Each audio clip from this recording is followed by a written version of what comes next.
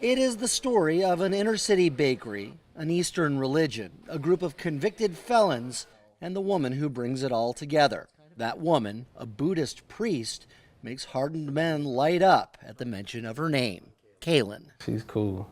Kalen cool. Kalen, she's just a live wire. I like Kalen. Travis Jones is one of nearly 30 people who have walked out of prison and into this kitchen of Kalen McAllister's making. The Laughing Bear Bakery is quite a story, one that has now turned the heads of a small documentary group in New York City. I think it's the fact that you have to have a felony to work at the bakery. And that fact is changing the lives of those who work here. Start with Travis, whose checkered past has made basic survival on the outside a challenge. I'm 32.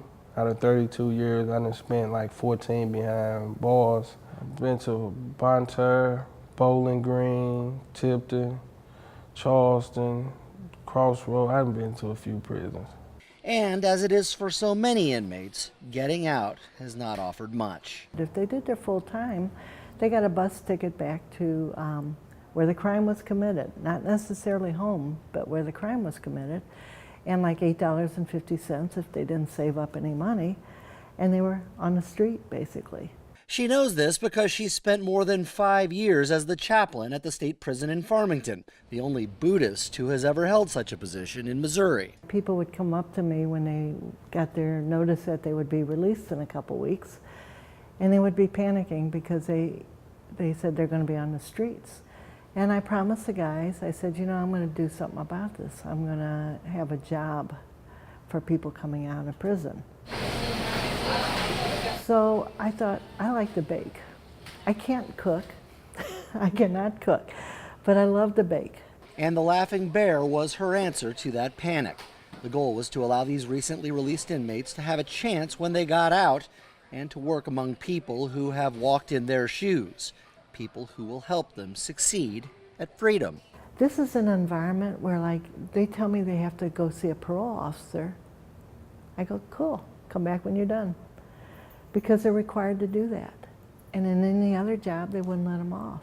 They also give us clothes, you know, food, you know, just things to make sure that we all right, you know, that we're able to take care of ourselves.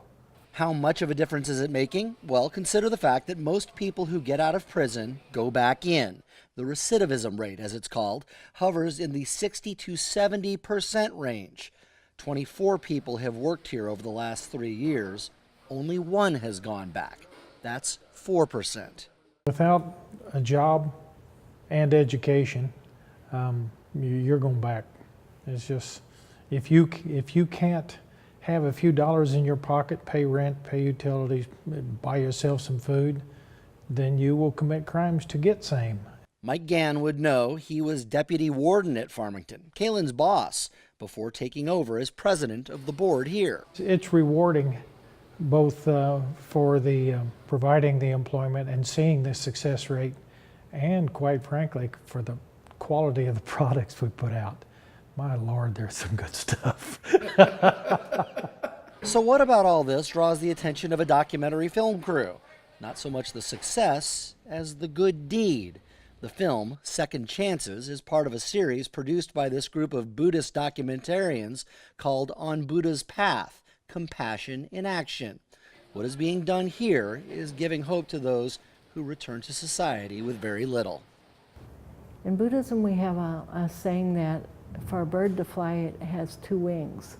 And one is wisdom and one is compassion. And it takes both to fly.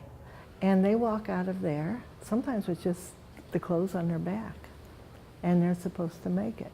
So some people come in with a lot of skills, some people have none, but we're supportive. But you know, I'm not used to freedom. Like you're not used to being locked up because that's not your, you know, your walk. See, my walk, I've been locked up for a substantial amount of time throughout my life. The baked goods are available at places like Straub's Groceries and St. Louis Cinemas. Growing the business will allow them to grow the good deeds. The more we could sell our product, the more people we could hire. And people see films like this and they instantly contacting us. to fill out an application to get a job here. And I would love to take every one of them in, but we're limited. What is seemingly unlimited is the potential for a program that is effective in helping those who get out to stay out. You cannot change anybody. There's no way you could ever change a person, but if they're in a compassionate environment and they're doing something that they enjoy doing and they feel successful and they feel valued, they'll change themselves.